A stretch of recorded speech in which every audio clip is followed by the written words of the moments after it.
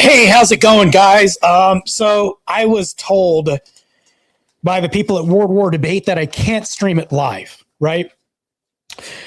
They want to be able to stream it on their end, record it, and then clip it up with the intros and make it spectacular, right? So they could commercialize this. So what happened, though, is once we started the stream and began World War Debate, Miles, apparently, Anton Miles, the guy I was debating, had storms on his end. And it must have knocked the power out. He must have been having technical difficulties. And crazy enough, my microphone started acting up as usual. Again, of course, when does it not act up? So all these problems started happening. So we've rescheduled the stream. Well, it's not a stream. We've rescheduled to do the debate 3 hours from now. So we'll be debating 3 hours from now at World War Debate. And that's when it's going to be happening. How's everybody doing? I plan on wrecking the shit out of this guy. Plan on looking forward to the debate. How's everybody doing out there? Let me make sure that everything is kosher on my end. Of course, my mouse is not even acting right. Let me go ahead and disconnect this real quick.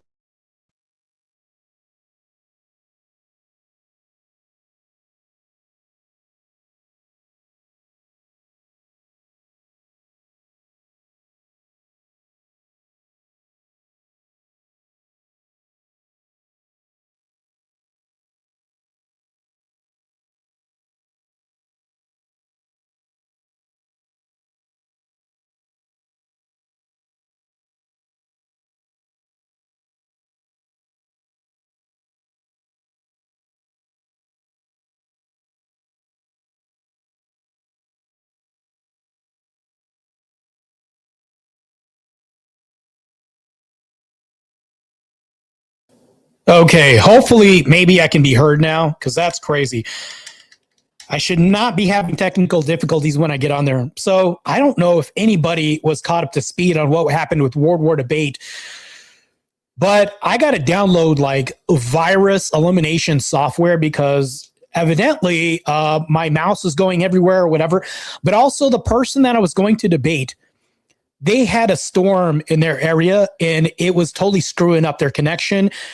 They couldn't get video. They couldn't get audio on their end. None of this stuff was happening. So the guy, Nate, who arranges World War Debate is going to, we've agreed to all reschedule later. And they said that hopefully wherever this guy, Anton Miles is going to reschedule the debate for World War Debate in approximately 3 hours. So, but here's the thing, though. I'm going to say this right now. I'm going to say this right now. I'm going to be honest about this. Long haul Nate for 5. I appreciate that. I appreciate that. Thanks for the big dono, man. I appreciate that. Here's the thing, though. I'm going to talk a little bit about this. So, what happened is, hey, good to see you in the chat, Bandit. By the way, this is what happened. I started streaming live from my end for World War Debate, and I was confused. I didn't know that we couldn't stream live. We're not allowed to stream live. The reason why we can't stream live from our end is because they want to record it. They want to get Kyla's intro. They want to get me and him, and they want to clip it up so that way they can present this in the most commercially appealing way through Riverside. We can't, I'm not using StreamYard. We can't use like Streamlabs or anything like that. We have to use a platform called Riverside to do this because it's higher definition and, you know, the speed, the bit rate and all this is like way better. So I'm using a platform that I never use, and I'm trying to use StreamYard with this. This was crazy. So says, brother, you were caught streaming live. That was funny. Yeah, I didn't know. They didn't tell us that we couldn't stream live. I was not even knowing this. They only told me then that we couldn't do this, but they explained later on, oh, we should have explained it more to you. So I don't think I was caught streaming live. I admitted that I was streaming live and then said, we're not supposed to stream live. Right. Crazy. Right. So this happened. I had a fire intro, like, you said, Mr. Workademics. I had a fire intro. I had all this stuff prep. So we're going to do the debate 3 hours from now. Now, here's the thing that's crazy. I was like, I hope Anton Miles goes first so that way I can hear his intro and then counter it, right? So what I'm going to, this is going to sound so fucked up, to be honest with you. I had to go first. I had to go first, and then Anton had to go. So I was like, damn, I'm not going to be able to rebut anything. But after I went, I heard his rebuttal or his intro, and I'm like, oh. So after hearing that, I'm going to come back. I'm not going to lie. I'm going to change my intro, and it's on. And we're going to rebut this. We're going to revisit this debate in 3 hours. I'm going to tell you guys how this went. So this debate is not going to be judged by Kyla. That's what I was afraid of. I was like, if Kyla's moderating the debate and she's going to be a judge, that's kind of biased. But what Kyla said is this debate is via popular vote. They're going to put it out there, and then people are going to vote on this later, which is brand new. This is brand new to me. So you guys are going to have to take it to the streets when they release this debate footage, and you guys are going to have to vote. If I'm voting for myself. Like, I'm just going to be honest with you. I'm voting for myself. That's what's going to happen. A new development, I had a challenge from average female debater, AVG, had came out. Yeah, I hear you. You said Pearl exposed me, but you've never said how. How did Pearl expose us? Like, I wait for how we got exposed. All she said was one woman came out and she was bitchy. That's about it. This doesn't contend with how we're not patriarchal. This doesn't contend with how feminism is a part of the church. That's all she said. So if one woman came out and she was upset because of a sign, that doesn't say anything. This could be in the most patriarchal church that you have. You know, I don't know the dynamics. None of us had the context, whether or not she was blocking the sidewalk or any of this stuff. Matter of fact, I heard more going for us than anything else. Here's how, if you want to say Pearl exposed us, Pearl said that we take the number one draft pick. Yeah, in a way, she exposed us as being the number one draft pick. And then she says, by not that far, but she wouldn't give context. She would never give context. And then later on, she said she would revisit this and say, well, I'll get more information when I talk to the priest. Then we have to wait. You can't jump to conclusions and say we got exposed for what? Because exposure could be good or bad. What did we get exposed? So that's what I'm wondering. Like, what got exposed? Like, you can't say that we got exposed like being the same as Protestants. That'll never happen. You'll never see that content be put out there, especially if Pearl is going to the Orthodox Church. You'll never see this happening. You know, so it's crazy. So and Bandit's right. Bandit said, I didn't even see the meat of the video. That's why we can't jump to conclusions. When you say Pearl exposed us, all she did was hint to like her visit, feel, felt, found scenario, and then that's it. Let's say if women can get divorced at all, then that is feminism at the church. No, that's not feminism. You would have to comport with if a woman got, let's say, beat down and she got abused in infidelity. No, this is Christianity. That's not feminism. Christianity existed outside of the scope of feminism. So in Christianity, through infidelity, you can then leave your spouse. That's very patriarchal, by the way, too. Even the best of us as men would argue that if you cheat on your wife and you sleep around town, why the fuck would we encourage her to stay with you? That's actually what any patriarchal person would say, that we don't want to do that, especially if you're in a community to break contracts and you're doing this, that we're against that. Like, that's not even dealing with important with feminism at all. Matter of fact, King James had to break away from the church to get divorced. Yeah, King James, you're talking about the same King James who left to go, his wife to go sleep with other men? That King James? You're talking about this King James? Like, nah, definitely. But when you say, nah, she exposed the church, but how? We're still waiting on the how. How did she expose the church? We're waiting on the how. How did she expose the church? Like, I asked that question. Somebody else under your comment asked the question with how she exposed it. How? Like, how? Because when you say if women can get divorced at all, that's not exposing of our church. This is something that is even outside of the scope of feminism. This is, even if feminism never existed, leaving because somebody cheats on you, that would still be legalism. That's all that is. That if feminism never existed, would people still be getting divorced? Yes. That doesn't make any sense. So if you delete and remove feminism from the equation, would this thing still be happening? Yes. it would still be happening. Your church in the past didn't allow divorce. No, that's not true. We did. We allowed divorces. We always allowed divorces. So that's wrong. We always allowed divorces if there was infidelity. If there's infidelity, we probably talked to clergy and things like this. But if she wanted to, biblically, the Bible supports this. Christ supports that through infidelity. Yeah. So that's also wrong too. Today it does. No, it always has supported, allowed divorce for infidelity and extreme outliers, like situations. This shows that your church has been influenced by modern society. No, our church is actually unchanged through 2,000 years of tradition. What's changed is Protestantism through the Protestant Reformation. After that, everything changed. You're talking about different denominations, different influences, things like this. Orthodoxy is the least changed of any other denomination.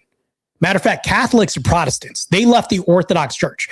We are unchanged. If you look back at any Orthodox church, it looks the same as when Christ was there. Like there's no changes. Unchanged. Protestantism, yes, you'd have an argument. Let's see. Bet you want to address the fact that your church historically didn't allow divorces. No, we did. Historically, we allowed divorces. If there was infidelity, yes, it did happen. In fact, let's go look this up right now. Hold on. Damn it. My freaking mouse is acting up right now. I'll use my phone. Oh, shit. My saint came down. Said, well, that's not true. The church didn't allow divorce initially. Today it does. No, it does allow divorces. If you talk to any parish priest, it does. Like Josiah Trenham will say yes. Because here's the thing, though. We had Barbarus traded for Jesus, right? Barbarus was a killer, right? Let's say Barbarus was in a marriage. And he turned to be a Christian, but he had these murderous ways. And he wanted to murder his wife, but she barely escaped with her life. Do you think the church would grant her a divorce to leave a murderous husband? That destroys your whole claim. For her to stay with Barbarus, if Barbarus turned his life over to Christ, but still had murderous tendencies, to say that the church wouldn't leave, that would be a crazy hypothetical. This would never happen. Like, you'll never see this happen. Like, engage with the hypothetical. If Barbarus, the guy who was exchanged for Jesus, they said, free the murderer, but let Jesus die and face the death penalty. If Barbarus was a murderous husband and stayed with his wife and she narrowly escaped from being stabbed to death and she barely survived with her life, the church would grant her permission to leave her husband. They would never send her back to a murderous husband that's like, well, I keep slipping into these tendencies where I'm very stabby jabby. The church would never allow this. In Christ's benevolence, he would never do this. That would never happen, especially in the church. That was, and when you talk about before 1200, Barbarus, when did he exist? When was Barbarus alive? The church would never, and we say anybody else can come to the church and seek communion with Christ once they go through the process of, I would say, catechism, things like this, right? And after that, if Barbarus became a Christian and still had murderous intentions, which he slipped on because we're all falling in sin, and had this habit of just stabbing women for some reason, they would grant his wife a divorce. They'd be like, no, you can't leave because this guy, he stabs you and he says, oh, my bad. Damn, I keep forgetting I'm not a murderer, right? They'd be like, nah, you got to leave, bro. Like, and she's got to leave you. We can't have you stay in a relationship that's going to end your life. That would be bad. That would never happen. It's crazy. So when you think about this, when you talk about biblically, when you say, are all divorces in your church just being of cheating? You know, that's BS. No, because if you think about it, it has to be, I think, think about this. You're talking about, look this up. Orthodoxy has a 9% divorce rate. One of the lowest divorce rates you'll ever find. Only 9%. We must be doing something the hell right, because evangelicals, 56%. If you're talking about other Christians from denominations, probably higher rates of divorce. Orthodox, 9%. And then if you whittle this down and look at the 9% of allowances, the churches try to intervene. They've tried to stagnate the divorce and try to see if they can go through anything else that's irreprehensible to grant the divorce. The church goes through a procedure. That's why we have one of the lowest divorce rates that you'll ever find. That is why Pearl said we are the number one draft pick, because if you think about this, Hindus, what is it? 5%, something like that. But think about Hindus. If you go to Hindu culture, where's the feminism? They've eradicated. They don't even have feminism in Iran, Iraq. Feminism doesn't happen there. There's few divorces there. But if you go to the West, let's isolate everything off and go to the West. If we head towards the West for Western ideals, 9%. Why is it only 9%? How come people are less likely to divorce in the Orthodox Church more than any other faith? Why is that? That's my question. Why are our rates so low? That's what I would ask when you say this. Like, there would be like one-offs that happen. Matter of fact, I'll ask anybody out there that's Orthodox. Have you seen a divorce in the Orthodox Church in person? I want anecdotes even. I'll even reach for anecdotes. I've never seen it. I've never seen it in the Orthodox Church. Never seen it. We are very patriarchal. We actually observe hierarchies in the church. This is how everything goes. The husband has to submit to who? The husband has to submit to Christ, has to submit to a spiritual father, and all this. So I looked it up. The church now allows up to 3 marriages. After that, they don't bless the fourth. This is a change that is recent. Well, a lot of this is through apostolic successions, right? But that doesn't like this right here. We're still looking for how Pearl exposed us. Like, remember my initial question? I'm still waiting for an answer how the Orthodox Church was exposed. I still haven't got an answer for that. That's what I'm saying. Like, in looking for an answer for how we got exposed, how means like, okay, this is the feminism that your church has bought into, or this is an example of females subverting the male hierarchy leadership in the church. That's what I'm asking for. Like, how? Whenever I ask for how is there feminism in the Orthodox Church? If you can point to how, I would love to see that. That's the answer. Because when you say, so I looked it up, the church allows for 3 marriages. After that, they don't bless the fourth. This is a change that is recent. That doesn't point to feminism at all. That would actually be a non sequitur. That'd be like, okay, there's some allowance that's happened, but that doesn't mean feminism or point to anything. Your answer would have to reference to something, right? We have to look for a reference to something. So whenever you're talking about like, this is the feminism that I see in the church, what is it? Like, what is it that got exposed that's bad? And I assume that when you say exposed, meaning like, this is the feminism that your church adheres to or upholds to some degree. Where? Don't see it. I'm still waiting for an answer, Workademics. Let's see. The church allows people to marry up to 3 times. Are you going to tell me that this is constant with the historical allowance of the church? Well, let's say that it does or doesn't. How does this still point to feminism? I'm still waiting for the entailment of the exposure to how this points to feminism. Like, what would be the feminism influence? Like, what would be the influence or the downfall of the church somehow to where somehow this implicates the church in some feminist plot that subverted the church somehow? Like, I'm still waiting for it because this answer that you've given me doesn't point to that. Not at all. Well, what's up? What's up, Minar Clips? It's been a while, man. It's been a long ass time. Minar is comparable to King Solomon. They were never able to defeat Solomon. I debated Minar twice. According to the polls, King Solomon got defeated twice by little old me. So it's like, I don't, the limits of credulity do stretch a tad bit. I'm just going to say right now, they do stretch a tad bit. Bennett says that's a goalpost shift. When proven wrong on divorce, you pull this random example of 4 marriages. Like after 3, is there any faith that the 4th will last? Yeah. But that's what I'm saying. Like it's almost a non sequitur if we think about it like that. Workademic says the influence is that women are the ones that initiate divorce, allowing to 3 is because women. Can you show me the stats that women in the Orthodox Church initiate? That's what I want to see. I'm still waiting for the feminist influence. Like, you're now making a claim. We need to be able to see the data or to see the stats on this. And the crazy thing is, I guarantee you're really not going to see these numbers because they're so low at 9%. You're going to see this skewed in such a way where the church can justify this. That's the thing. You would have to basically supersede Christian law or Christian principles or some Christian ethical system to say thing bad, right? I'm still waiting for the feminist plot to be pointed out here. That's what I'm asking. Come on, Marte. Women in the church are not the ones filing for divorce. You say that, but I want to see that. Like, I can't just bite the bullet here. I'd like to see that. This is what I want to see. I can't just, like, you can't just tell me something and I just accept it. I'm curious too. I'd like to see this. Where are you getting this information from? I can't like take your assertion on, buy into it and just say, well, because Mr. Workademic says it's true.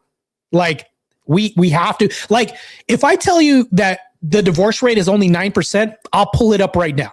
I can actually pull this up and point a reference to what I point to. You have to do the same thing if I'm willing to meet you halfway. Fair, right? This would be a fair exchange, right? That's all I'm saying. Workademic says, if it's so low, why does the church bless up to the third marriage? Well, that's beside the point. Let's say if they bless up to 15 marriages and the divorce rate is only 9%. Only 9%. It still doesn't change the fact that divorce is extremely rare in the church. Even if I granted that, the odds of getting divorced are so rare that it's 9%. That would mean that the guy that got married for the 15th time is a rare, exclusive anecdote that you're pointing out, like a one-off. That's what this points to. The 9% doesn't change. Even if I grant that, it's so low. Now, if you do a comparison, there's a reason why Pearl said that they're the number one draft pick. Why is that?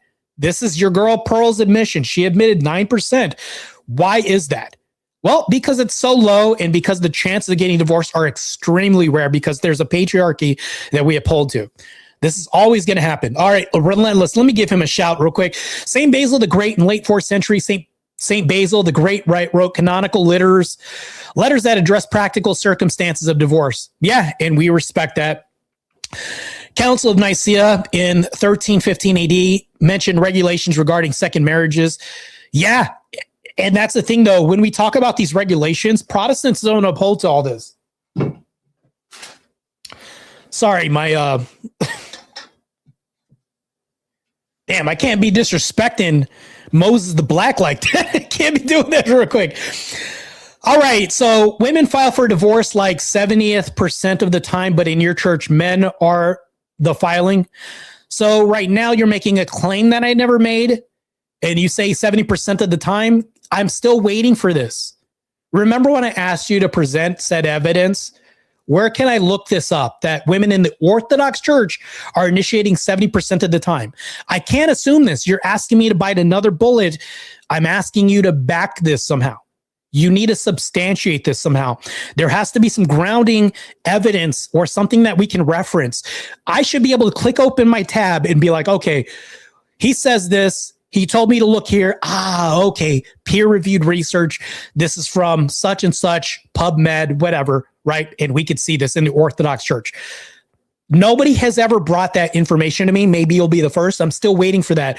So remember when I asked, how is the church being exposed? I'm still waiting for that because this is just an assertion. I'm still waiting for that. Use Google if you can, ChatGPT. It doesn't matter. Use whatever you can. Doesn't matter if it's rare or not. So 9%, it does matter a lot. If you're looking for a seatbelt that can save your life, if I told you that this seatbelt deploys 90, I would say, 95% of the time, right? 95% of the time. And then I can get to sell you a seatbelt that only deploys 12% of the time. Which one would you use? Oh, wait, hold on. It doesn't matter because this is your life.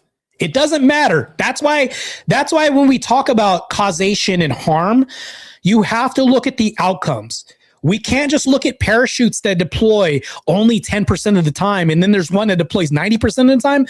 Oh, that's going to matter. Because the reason why I'm using a life or death approach with parachutes is because this kills men. Divorce kills men all the time. And if it's only 9% of the time, that matters a lot. So if you go to Vegas and I tell you the odds of you winning a jackpot are 90% in this casino, and then they're only 10% in this casino, you're going to go to 90% every time because you don't want to take the risk. If we're talking about risk and rewards and you're going to gamble, you're going to take the less chance of a gamble every time. So when we talk about marriage, 9% matters a lot. That is low. That matters a lot. You're talking about stripping your 401k, losing your house, losing custody of your kids. 9% low matters a lot because that is a lot at stake. You can't say it doesn't matter. That's crazy. Bennett says, I just found the St. Basil quote. Yeah, based. St. Basil based for sure. Well, you win since it was such a specific data point. Yeah, but this specific data point, you can't say that 9% doesn't matter. Okay, what if I tell you there's two marriages you can get into? You can get a Protestant marriage, which is a 74% divorce rate, or Orthodox marriage with you only having a 9% divorce rate. Gun to your, pew pew to your head, which one do you choose? Matter of fact, I got the noise effect right here. Who do you choose, right? You have Protestant at divorce rate of 74% in Orthodoxy and 9%. Which one do you choose? Pick one. 9% or 74% divorce rate. Which one do you want? Which one, bro? It's one of these answers, bro. Which one? And if you say you want to go with the Protestant, 74%, well, this is crazy. I don't know how you could justify that. So when you say it doesn't matter, it matters a lot to men because we could lose our house, custody of our kids, income, 401k, and everything else that we work for. 9% every time. 9%. I would choose 9% divorce rate every time. It does matter. So to say it doesn't matter is crazy. To me, that's wild. That is super wild. So it's Workademics. You've been shown twice that these things have existed for millennia. Give up while you're still behind. Workademics says, I will debate you live. Yeah, we can do this right now, actually. Let me go ahead and put this in the chat. This would be very interesting. And matter of fact, I'm going to do a poll for my audience if they want to do this. It's up to you guys if you guys want to do this or not. It is easy to frame the convo when I have to text to address your statements. That's fine. You don't have to do that anymore. I can allow you up. And we can get busy. I don't mind. I got free time before I massacre this feminist in the next, 3 hours. I got to do this World War debate thing pretty soon. By the way, I did an update to my background. If you look, I have St. Moses the Black. Because if I'm going to war for World War debate, best believe I'm bringing St. Moses with me. And also, get the new merch. If you guys aren't ignorant and you guys are really thinking and you guys have a good mindset about things, support the brand, buy the hat. I'm just going to tell you, just going to help. The King Adam says, yes, Marte, I would like a higher chance of ruining my life. It's like, yeah, if you go to Protestant, if you go to evangelical Christians, matter of fact, I would implore you guys to look. Matter of fact, let me go look this up myself. Evangelical Christians, because this is very interesting. It's very telling. Let's go ahead and look this up. If you guys can kind of entertain me just for a bit. Hold on, Mr. Word. Give me a sec. I think you're in the chat. Give me 1 second. I'm looking this up. Divorce rate. Woo! 42%. Ugh. That is crazy. A 42% divorce rate is wild, though. For evangelicals, still wild. What's up, Mr. Work? How's it going, man? How you been? Long time no chat, by the way. Good, thank you, man. How's it going?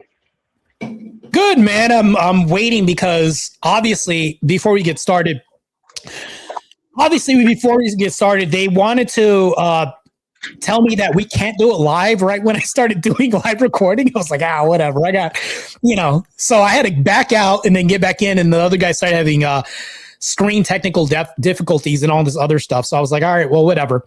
But we're back on. World War Debate will begin in 3 hours from now. Only you guys can't see it, which is crazy. They're going to go ahead and record it, chop it up, edit it, and do all this. That's why I have the background right here. But anyways, we're here now. I want to ask the question, how did Pearl expose the Orthodox Church? Well, so thank you for bringing me on, Marte. I just want to say good luck on your debate later. And hey, hold on, let me correct you. Wish Nate, what is his name? Anton Miles, good luck. Throw it to him. Yeah. So hold on. Before we start, I've never heard of him before too, because the guy only does like essays online, and he does like long format conversations. He doesn't do debates, which is weird. Oh, okay. You probably just joined then. Yeah. And not only this, but he's taking the position that feminism has helped modern relationships. Like what? What do you mean by help? First of all, help means to assist, aid, or provide assistance, right? So he'd have to explain all this crazy. I mean, he's probably going to make the argument that feminism allowed or helps relationships because it allows people to basically separate themselves from relationships that they don't find favorable. That might be his position. But to get to here where Pearl exposed the church, and she so clearly did, and she's going around exposing everybody's church. But it's very obvious here that your church has said the Orthodox Church. That's what we're talking about, the Orthodox Church. Not because when you say she got around to exposing everybody else, like I don't care about anybody else. The Orthodox Church, how did she expose that church specifically?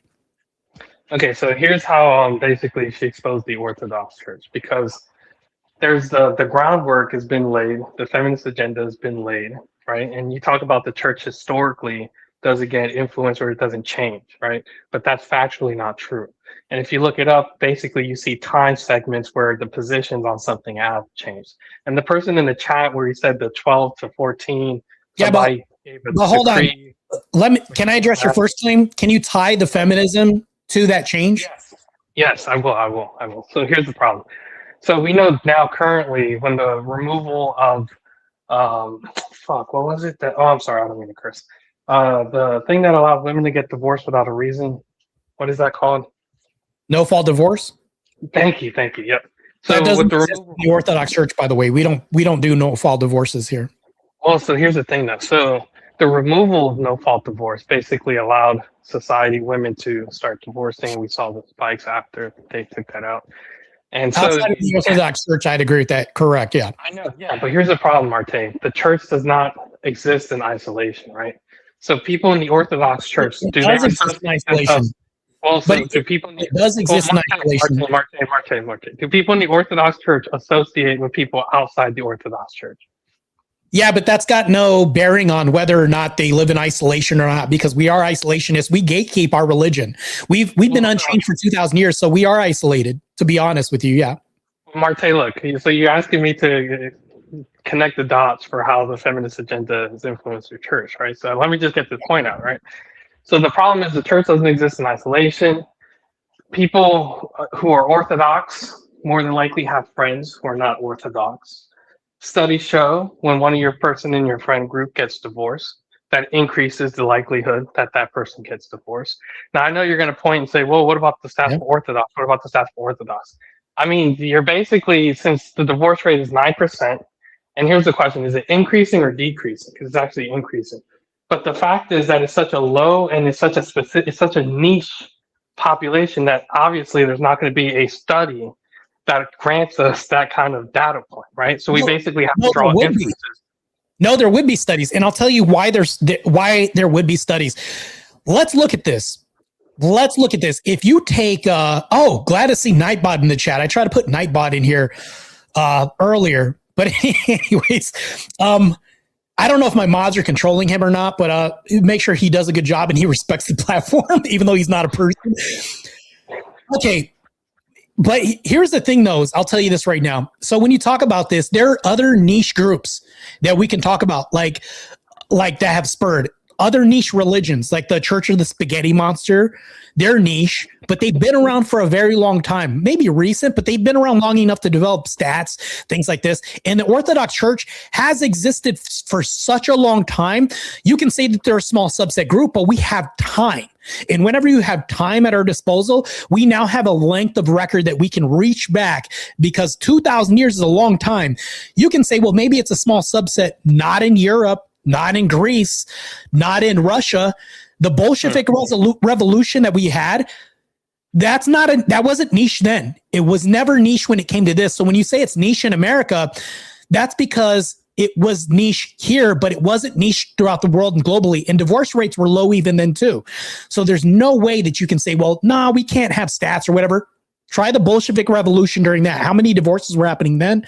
How many divorces were happening in Greece outside the US? So whenever you take something that's successful and transplant it to the US, you're only talking about like US population, but that's low and will continue to be low. Well, so Marte, you keep saying that it's low, but do you acknowledge that it's increasing, right? So if you go back, it would be going, the number would go down the further back you go, right? Do you realize why I would even take a stab at this? Because if we use logic and think about this, if you have a growing population, the 9% would probably go to like 10, right? It ticked to 10 because it's booming now. Now there's going to be more people in. So Whoa, 9% not necessarily, Marte. Not necessarily. So here's the thing, though. The fact that you acknowledge that you have more numbers, you have increased people, which are also fallible people. More numbers, which means more chances. I'm glad you said that. I'm glad you said that because that doesn't necessarily follow, right? So the size of the population, by the fact that it's bigger, wouldn't necessarily mean or correlate one-to-one that the percent increase of divorce would be higher. You can have the population can be twice as big and you could still have the same 9%, right? Because it's basically rate as a percentage of the population. That can be true too. Yeah, I agree. Yeah, I'll agree with you. I'll even bite that bullet. Yeah. Yeah, but the fact that you acknowledge though that the more people that got into the church, it would increase the rate of the. I didn't say it would. I say I can see how this could probably happen. But here's the thing that I'll tell you right now. You've made a claim right now that I'm going to point out. You said it has grown. Well, how has it changed from 9% to what? Can you prove that the divorce rate has increased now that there's more congregants and members? Yeah. So and here's what I said, because I said if you go back further, right? If we were to take bets, right, and we were to say the further we go back in time, would the 9% go up or down? What would you say? I'd say I don't know if you can show me what the percent was back then because I don't know. Right. So I would want easy money. I would say, well, if I were to bet on it, I would guess the further you go back, the lower. Well, that would be an assumption. We both be making an assumption. Do you know that for certain? Yes. And here's the thing. No, wait, hold on. You say yes, I do. Can you show that to me? Well, here's the thing. I haven't looked it up, so I can't say 100%. But it's based on you don't know. Wait, hold on. What is the definition of certainty? I know I acknowledge that I can't say for certain, but I would say it's more than likely. I would say it's more than likely. Hold on. So you're more than likely true. If you say it's more than likely true, all we can do is assume because I don't know and you don't know.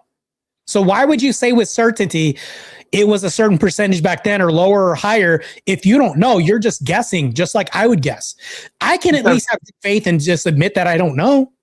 I know, but Marte, here's the thing, because it's all about being good faith in the conversation, right? Like if you would want data points for every claim, even though we know more than likely we do need data points. We do need that because, well, how else do you prove that something's going higher or lower unless you see data on this?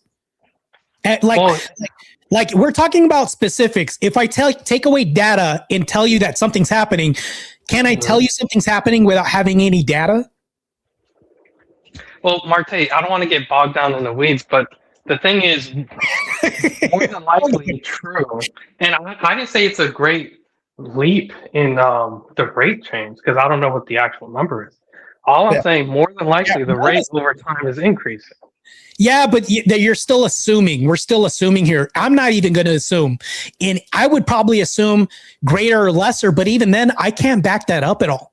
Even from my end, nor can you. We're still at the behest of not knowing anything. None of us know the information here. But the reason why I reference 9% is because the data that we have is 9%.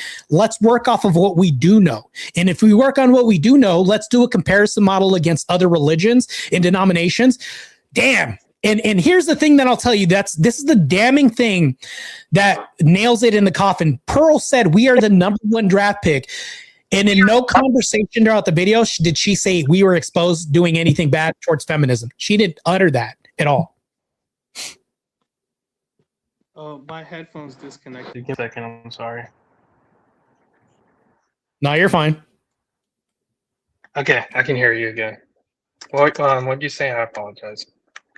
Well, if you look at the video that Pearl posted, she said a couple things that are damning. She said, we're the number one draft pick. She did say by not by that far, but she also didn't elaborate. She missed there's no context to how we got exposed. And then when I ask you how we got exposed, you're using a whataboutism or what if, or I would assume that it's lower or lesser, and there's nothing. There's nothing you have. Come on, don't frame it like that. Come on. Wait, hold on. How is that disingenuous for me to tell you that there's no context in the video? And then when I ask you how we got exposed, you still can't tell us how. Marte, look, you know, more than likely it's increased over time. I'll give you the exact number here. And yeah, if anything, some data here. Make it look worse for you, because let's say the rate increase is actually significant within the last decade or so. That's an even worse look for the Eastern Orthodox Church, because it's like, hey, the rate of divorce is 9%, but it's growing significantly. Well, you're saying that, but I'm still waiting for the evidence. Like, where's your data at on this? Okay, I'm looking it up right now on ChatGPT. So you tell me you don't have this, and you have to go to ChatGPT. You made a claim before even looking this up. You know this is wild, right? Because we know it's more than likely true. That's why I'm saying. No. We don't know this. If we knew this, you wouldn't have to go look it up. What was the divorce rate of the Eastern Orthodox Church in 500 AD? Was it 9% or less than 9%? No, the birth rate is different from the marital rate. The divorce rate. Divorce rate. What was the divorce rate of the Eastern Orthodox Church in 500 AD? Do you think it would be more or less than 9%? I don't know. I don't know the data on this. You see, that's what I'm saying. It's so bad faith, man. You know it's going to be lower. No, being bad faith and telling you that I don't know the answer and not assuming that is actually good faith. If I know that there's a data point at 9%, by the way, I'm still waiting for your data point on this. If I tell you that my data point is 9%, and you could look this up, I can show it on the screen right now if you want. And we can go look this up and it's 9% and the 9% hasn't gone up or down and it's remained consistent. I'm using those data points, but I'm asking you for yours. You're using an assumption. You're saying, well, no, we can assume. That's the problem. You're saying assume that it was lower. Okay, so here it is. And this is more than 9% here. But this is what chat, if you're looking for a rough historical picture of Orthodox Christians in the United States, some sociological studies have reported approximate lifetime divorce prevalence among self-identified Orthodox. So in the 1970s, it was about 10 to 15%. And this is approximate divorce prevalence among Orthodox adults. So the likelihood that Orthodox Jews, Orthodox Christians, because there's several Orthodox ways. Yeah, this is Christian. Okay. 1970s, 10 to 15%, 1980s, 15 to 20, 1990s, 20 to 25, 2000s, 20 to 30, 2010, 20 to 30. And the reason 9% divorce rate is wrong. Is that what you're saying? No, you could be right, because this is not the rate of divorce. Wait, hold on. Where are you getting this information from? Can you share this with me in the back chat? I don't know if you're able to do that or not. No, because so I have you on my phone, but I'm using chat. Oh, okay. Gotcha. Hold on. Let me switch. I'm going to be off of microphone because I'm going to try to see if I can get my mouse working again, because I'm going to try to look up this information that you have right now. Give me 1 second, okay? Okay, yeah, no problem. And divorce rate, the reason your 9% number can still be correct is because divorce rate, I believe, is calculated based off of the marriages. I mean, it's basically based off of the marriage rate, and that's how they calculate divorce rate. This is just saying approximate divorce prevalence. So if you were to look at persons in a group, the likelihood that one of them would be divorced or have had a divorce. Yeah, but none of this tells me anything of how it's increasing or decreasing, because even if you look right there, let me go look this up myself and try to see if I could find this. My mouse is not even working. This is not a good look for me doing word war debate. If my mouse, maybe I don't even need my mouse, but let me go look this up real quick. Eastern Orthodox, right? It's all Eastern. Okay, I'm just making sure. There's no such thing as like the origin of Western Orthodox. It all stems from the East, if we think about this. So, wait, hold on. 6%? So this shit's gone down? Wait, hold on. I now have a overview of like 6% now, but let's go look at this. The divorce rate. Wait, no, hold on. This is Orthodox Judaism. I still see 9%. And it says the lower divorce rate is heavily attributed to an emphasis on clergy-led reconciliation, strong community support, and the sacred view of the marital bond. They're supporting the 9% here. And this So I is have 12% from Pew. I can open up and I'll give you the source here. A recent Pew Center religious landscape study. Let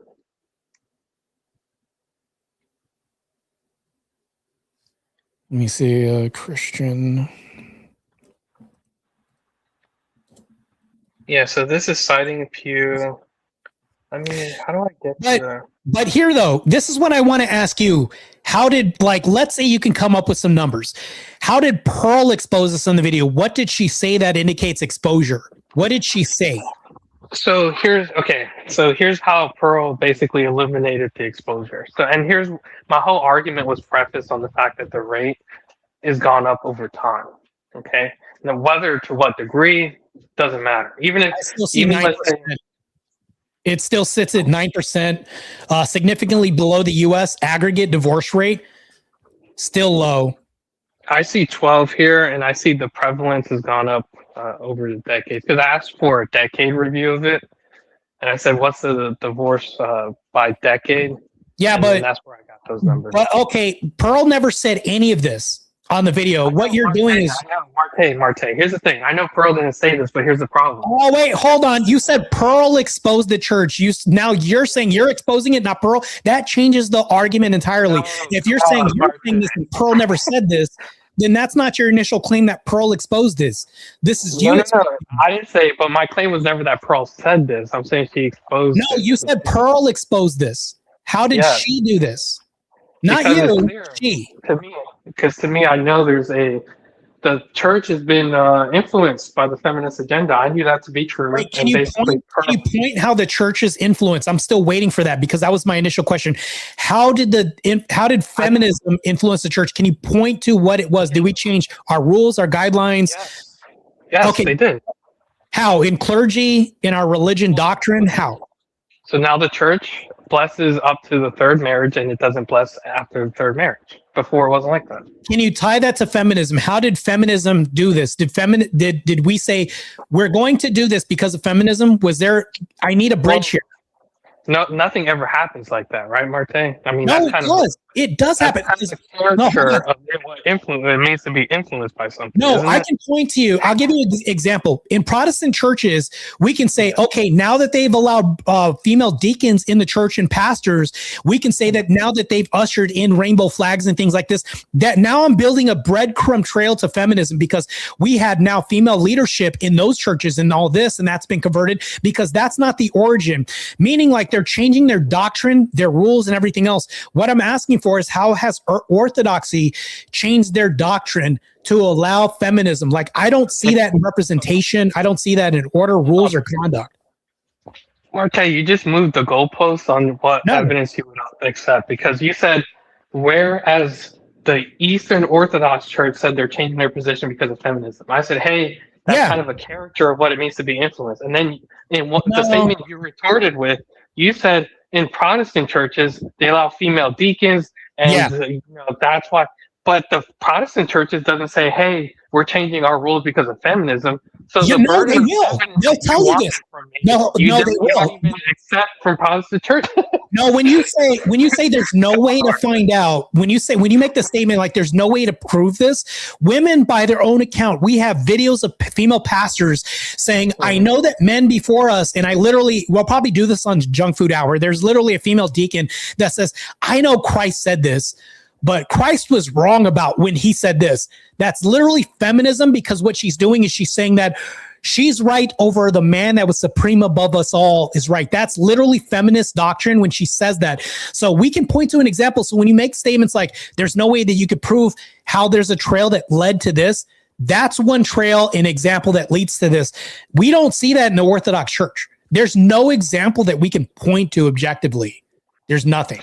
Well, so the same evidence would hold for the Catholic Church too, right? Because the pontiff would be the figurehead of the Catholic Church, and he's never made any statements uh, alluding to the fact that feminism has changed their position on their ideology either, right? No, there has no. The Catholic Church has changed their stance where feminism has done this. Would you agree that the LGBTQ?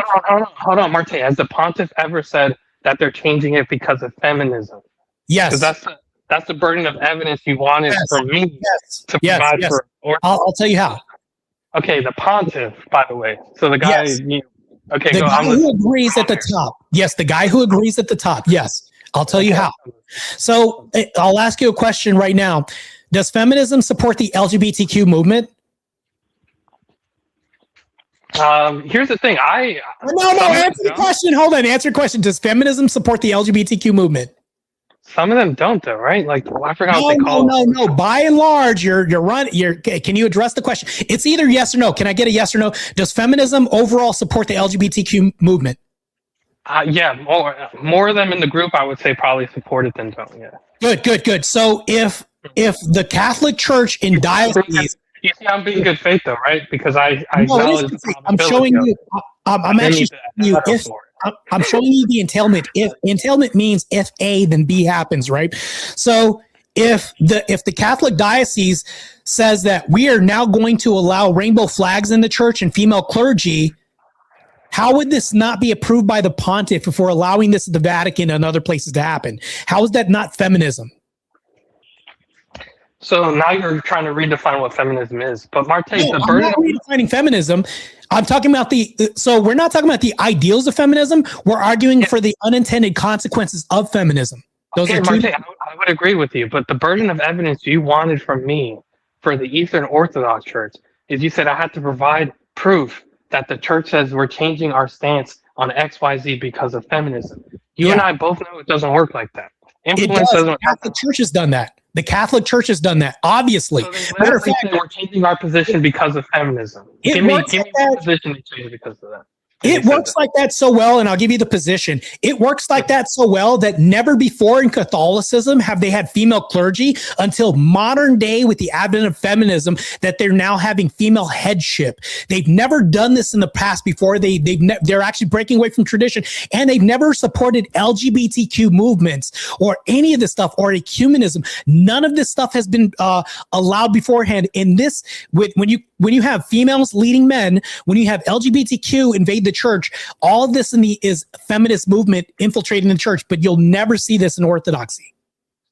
You don't see that in Catholicism either. There's no women. We do see this. We do. I'll bring up examples. Actually, I can bring up actually examples. There's a woman bishop. Yeah. Who's Catholic? Who's Catholic, by the way? Yeah. In ordaining. Yeah, we have this right here. I'll even bring this up. Well, look, I'll grant it that might be the case, and I could be wrong about that. Oh, right? Shit. Hold on. You're not going to allow me to bring this up? No, you can't. But I'm saying even if you did and you found that factoid, the problem is the church never said we're doing this because of feminism. Because that was the burden. No.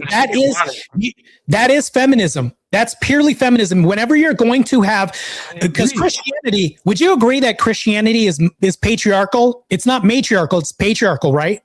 Marte, look, here's the thing. I agree with you, brother. I agree with you, brother. Answer that question. Is Christianity patriarchal or matriarchal? Christianity is patriarchal. Okay, if Christianity is patriarchal, and you allow females to lead men, wouldn't this be feminism? Wouldn't this be a product of feminism? And here's the thing. I don't disagree with that, but not necessarily. There could be other motivating factors that are not feminist related. Oh, shit. What is this? Hold on. This is April 1st, 26. The first female Archbishop of Canterbury, a bittersweet moment for Catholic women. Oh, shit. What is this? Wait, hold on. This is pure feminism, bro. The Orthodox Church doesn't have anything. Tell me right now, is this feminism or not feminism? Your mic sounds robotic. I don't know if it's me or if it's... hold on real quick. Is this feminism or not feminism? The first female archbishop of Canterbury. Yeah, is that feminism or not feminism? So it's a woman bishop, and I would say it's feminism, but we don't know if Yeah, feminism bro. was the driving cause All of that, right. Marte. All right. Now that you got wrecked on this point right now, let's get back to my Marte. claim.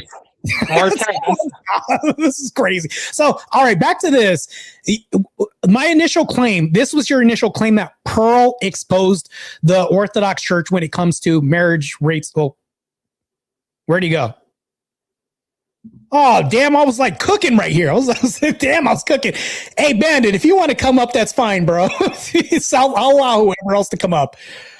Oh, okay, Mr. Work is back. All right. Well, anyways, I'll allow like more people to come up. If you guys want to come up, that's fine. wait, the Wi-Fi. I don't know what happened. It was the voice was very robotic, and then I think I got dropped. But Marte, look, I want to say something about the archbishop that's a female because I would agree. Me and you both know that that's probably due to the influence of feminism. Yeah. But I want to reiterate I the wouldn't burden. say probably. That is. There's no like you can't say probably. Like that's objective. Because it could be egalitarianism. Egalitarianism was pushed by feminism. Matter of fact, my definition of feminism is the move towards egalitarianism while tearing down patriarchal structures. How does that not be the definition? Well, because feminism and somebody can be an egalitarianist and not necessarily a feminist.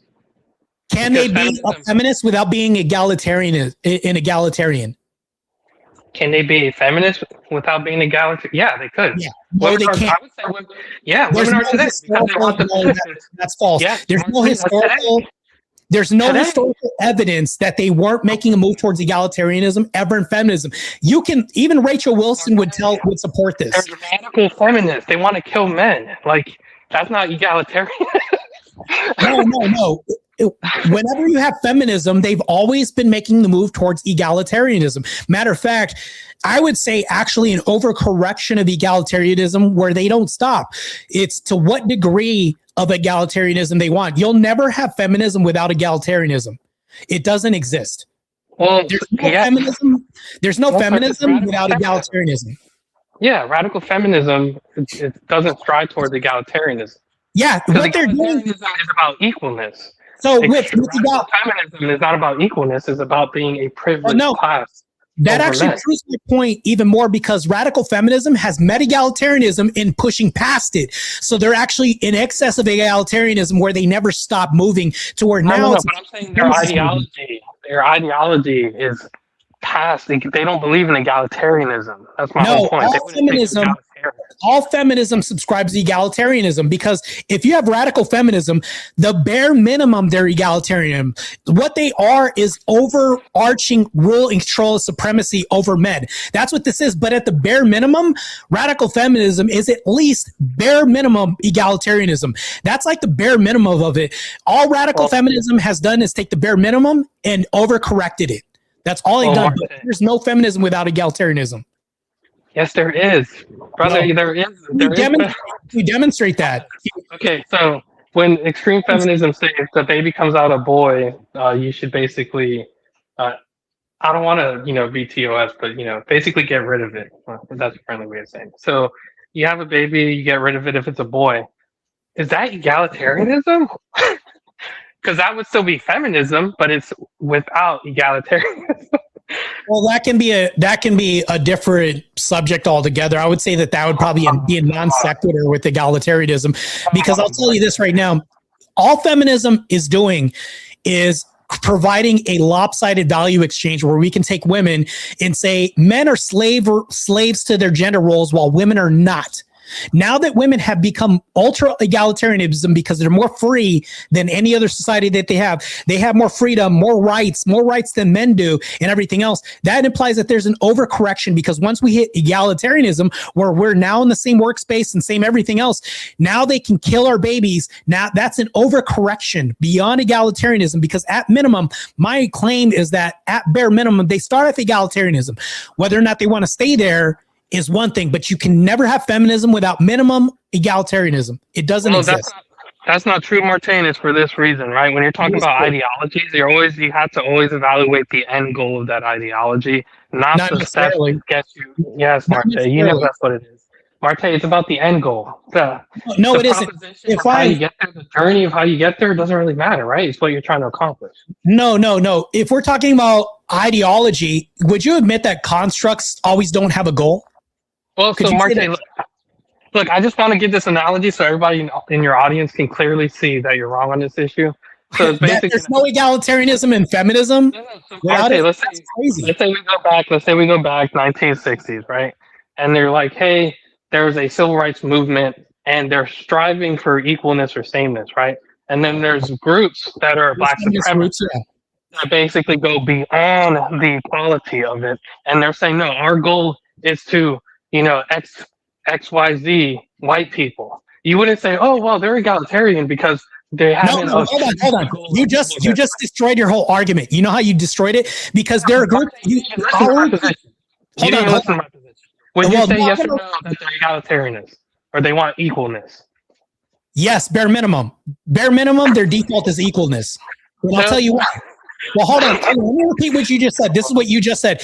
You said they start off egalitarianism and they do this, but what they do is they go beyond egalitarianism. When you go beyond egalitarianism, that's not my position. Hold on.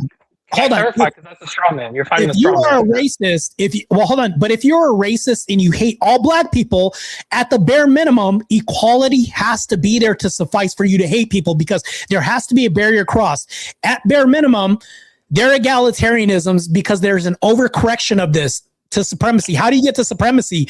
You have to pass through egalitarianism to even get to an overcorrection on this. An overcorrection. An undercorrection of this would talk about calling yourself a slave. Nobody would call themselves this. There's no movement for slavery to advocate so that I can be a slave. So bare minimum, we start off egalitarianism. That's all feminism fought for. Rachel Wilson would agree with me that you can't have feminism without egalitarianism as a basic construct. Marte, look, it's important to distinguish between ideologies, okay? And here's let me clarify the straw man that you so eloquently destroyed here, okay? So we go back to the 1960s civil rights. There's groups of people advocating for equal rights, right? Which would be egalitarianism, equalness, sameness, right? And then there's groups advocating for supremacy, right? So they're like, hey, XYZ to white people, we have to be supreme, okay? Your position is, well, we can't discern between the two groups because currently they're not equals. So they're both basically advocating for sameness or egalitarianism. And it's like, no, we can clearly discern between the two groups. One of them shit. doesn't want equalness, the other does. I mean, the other does. Yeah, exactly. My point. What'd you pull up? I didn't see this. What does that say? Technically, no. So it propositions it with. Oh, no, you can't have this. It doesn't. It's not an absolute. Egalitarianism. Technically, no. Yeah, objectively is technically and objectively can coincide in the same space. So no, that's a no. No, they can't. No, they can't. They can't. And let me read this. Feminism and egalitarianism are fundamentally intertwined since feminism is specific application of egalitarian principles, equal rights and opportunities. Exactly, equal rights and opportunities. Shit. Right, bro. There's more. Okay, so all feminist ideology is not the same, right? There's radical feminism, right? Hold on, let's go look at the different forms of ideologies. Active egalitarianism. Let's look at different sects of feminism. But Marte, radical feminists don't believe in egalitarianism. I don't understand how you don't understand that.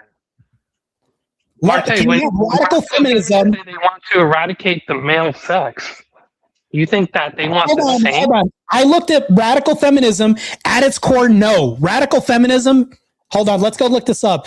Radical feminism and egalitarianism are fundamentally intertwined because radical feminism posits that society's deepest root of oppression is the patriarchy. Oh, shit. And the ultimate goal is to eliminate gender-based domination to achieve full human equality. Yeah, so that's a washed out version of what radical feminism is. Because if you actually read the real But here, no, Oh, Marte. egalitarianism. Marte, Oh shit! But Come on, man. so you're a feminist now, Marte. You're a feminist. You're giving a past the true definition of No. radical feminist when you have these people online saying that if the baby comes out male, it should be excommunicated. That's a non sequitur. That has nothing to do with what we're talking about. That's real radical feminism that we're talking about. No, We're not no, no. talking about, It's what does that say on the screen? What does that say at the screen? which part? Radical feminism and egalitarianism are fundamentally intertwined. Yeah, they're not synonymous, but keep going. Why? But then, Why are they? okay, so AI and Google is lying?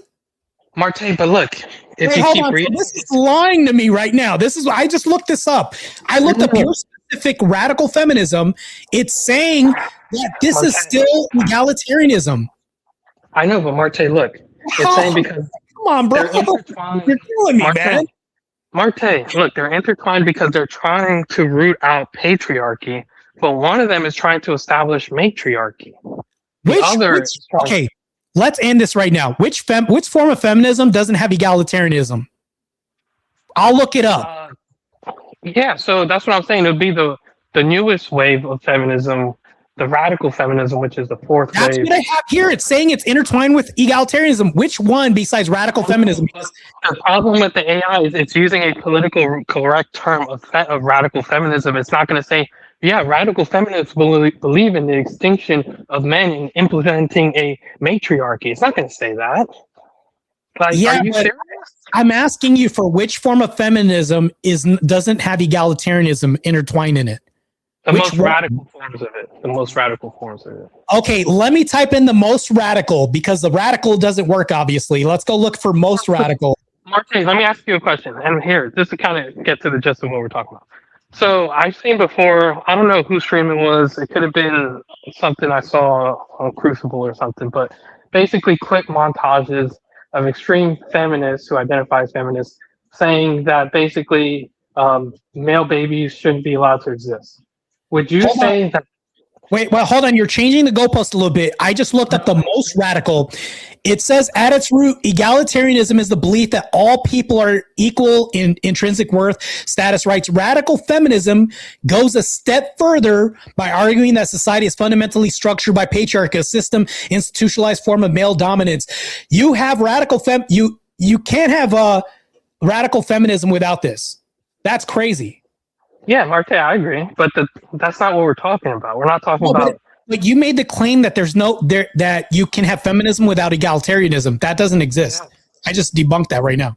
Yes, because egalitarian is sameness. There's feminists that don't believe in sameness or equalness. They believe in instituting matriarchy. That would be an oppression of men, right? Yeah, but that's my claim though. At the bare minimum, they're all egalitarianism.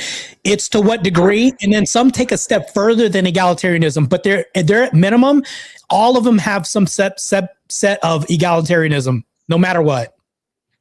Egalitarianism, and even your AI that you looked up, the only thing they have in common or the reason they're intertwined is because they want to overthrow the patriarchy. Egalitarianism would advocate for a system of equality. The extreme feminists would advocate for a system of matriarchy. Yeah, but at the bare minimum, they're all egalitarianism at minimum. That's the bare minimum. You'll never have. They're not egalitarian. They share egalitarianist ideologies or beliefs that you can't find it, so we debunked that. So back to this, how did Pearl expose the Orthodox Church? Let's get back to the original claim because I'm still waiting for that. I'm destroying you on this point, bro. Come on, brother. You know I'm destroying you. I'm waiting for the destruction, bro. I'm waiting for the destruction.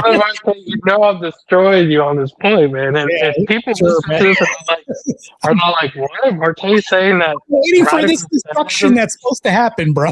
Like I'm waiting for this. So here, okay, just answer in terms of the race thing, right? So you acknowledge during the civil rights movement, you had basically groups of people pushing for equality. So are you gonna talk about civil rights or feminism, which that has a touch of feminism spurred on? Yeah, the analogy is pretty much there, right? There's analogies there, right? So let's talk about civil rights movement. The same in that so let basically me the group. Pearl's claim. I want to ask because we're deviating a lot. We can move. We can move on to Pearl's claim, but I just want to say that we left this point undefinitively answered. I think I won that point, and we can move on to Pearl's point. What? Move on Wait, hold on. Everybody in the chat, let me know if I got destroyed on this point or not. I'm curious. Obviously, your chat. We get it. Your chat's gonna say. No, I'm just asking. You don't know me from Adam. Be objective as possible. Put one in the chat if you think I was right. Put 2 in the chat if Mr. Work is right on his point about this. 1 for me if I'm right that egalitarianism is woven all throughout feminism, and then 2 in the chat if he's right. That's not the point. You're saying they're one of the things. You're saying you're destroying me on. Also, yeah, that's my position is that they're not interwoven. My thing is that they're not the same thing. One of them wants equality, the other one wants supremacy. If you put it to civil rights, one group wanted equality, and there are also splinter groups that want supremacy. You can't say, they're both trying to get to the point of equality, therefore they're both the same. I agree with you, but at bare minimum, you'll never have supremacy without the fight for egalitarianism. You have to get to supremacy through egalitarianism. But this is the whole reason. That's not even necessarily true, because let's say the splinter group. No. Let's say during the civil rights era, you had a large enough splinter group of people that were wanting, hey, you know what? We've been oppressed. Now we're going to be the ones in supremacy. And let's say they actually take over the country. They don't have to institute. Hold on. In order to be supreme, you have to be equal at some point, right? No. But that's what I'm saying. Let's say we go from a system where basically the splinter groups revolt, and they're like, okay, we're going to take over the country. And then they actually do you have to go through equality before you can get to supremacy? No, that's my point. You don't have to, because what would happen is it would have to. No, it would shift, because basically, let's say they revolt, take control, become power, and the ones in power, and then they institute a system which is oppressing other groups of people, and now they're supreme. They never instituted egalitarianism. Like, how do we get there? You're suppressed, right? There's a authority, a suppressor class. They're suppressing you. They're violating your rights, doing all this. How do we get to suppressing the other group? Do we have to meet in the middle and then overcorrect it to become the dominant force? We have to go through egalitarianism to get there, right? No, you don't. No, you don't. By force. We do. But where are we meeting them? If we use force, do we have to meet them with the equal amount of force before we can overcome them? Come on, Marte. There has to be a minimum standard met before we can get to the overcorrection. What is that called? Marte, but you're talking about force now. That has nothing to do. You brought a force. I didn't bring it up, so I'm using your words here. Yes, but you're talking about a force. Okay, so yes, egalitarianism. We have to meet egalitarianism before we can get to supremacy. Which allows for opportunities and rights. That's not the same thing. You don't have to have a system which guarantees equalness and opportunities and rights. Okay. But back to this, though. Can you tell me how Pearl exposed the Orthodox Church? Because I still don't have an answer. Yes, yeah, I would love to do that. So here's how Pearl basically destroyed or exposed the Orthodox Church here. So the problem is with the Orthodox Church, as we can see over time, increase. Well, what did she say? Because you said she did this. What did she say, or what was something that she did on the video to expose it? Like, tie this back to Pearl. My claim is not that she said something, right? I think her mere presence at the church. What is it? Okay, what do you mean by when you say Pearl exposed? What does that mean? Yeah, so to me, that means that Pearl is bringing illumination to the fact that the Orthodox Church has been infiltrated with the feminist agenda. That's all it means. Okay, how did Pearl demonstrate this? That's what I want. Okay, so this is how Pearl demonstrated it. And basically, I already set the groundwork for it. We know that the church is becoming more lenient when it comes to remarriages. The feminist agenda was to push for women to get divorced.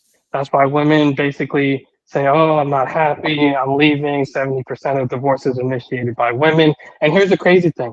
If you actually look at this study, the divorces initiated by men, it's not that the women also didn't agree to get divorced as well. So most of the time, it's basically women pressuring the relationship to end. That's the feminist agenda. You don't need a man to be happy.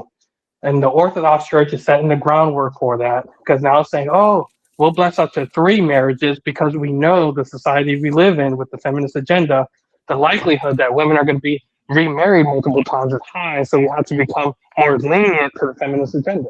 Okay, I was listening to that whole diatribe that you mentioned. All this applies to other churches, but I'm waiting for the Orthodox Church. What is the data that correlates this directly to the Orthodox Church? Yeah, the Orthodox Church, is it not their position now that they bless up to the third marriage but not the fourth? Okay, that's what I need. I need the tie to the Orthodox Church, not like women are divorcing in mass at 70%. Yeah, if you look outside the Orthodox Church, that is the case. But can you tell me the 70% applies to the Orthodox Church?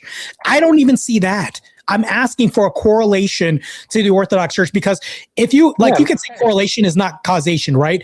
But every causation has a major correlate. They're still correlated regardless, and there's still cause and effect.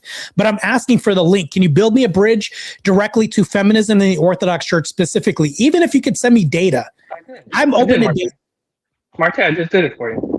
So if you actually look, the church actually blesses up to the third marriage, not the fourth, and that's a more recent thing that the Orthodox Church. No, does. it's not. We showed from Saint Basil the Great that was already a thing, and that was back from 397 A.D. So that's been around for what, 2,300 years, 2,400 years. It's not a new thing. Oh shit. Bro, he's actually wrong. Yeah, there's two different decrees. There was one in like 500 AD that had to do with remarriage. And there was another one. That's still 1,500 years ago. You're acting like this happened in the last 15, 20 years. There's a big difference between 15 years and 1,500 years. Okay, but when did the Orthodox Church start blessing up to the third marriage but not the fourth? Because the actual decree that you stated, I believe, only goes to the second. And it has to do with specific divorce types.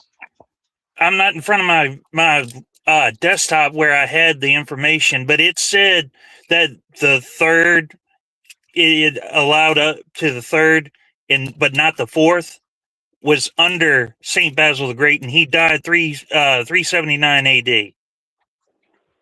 You see, that's impossible because from what I looked up, there was basically two other decrees. One that was like in 500 AD, and then even somebody in your chat posted about the one in 12 to 1400 AD. So what you're saying is at odds with what? Just real quick, because I gotta run and get some food.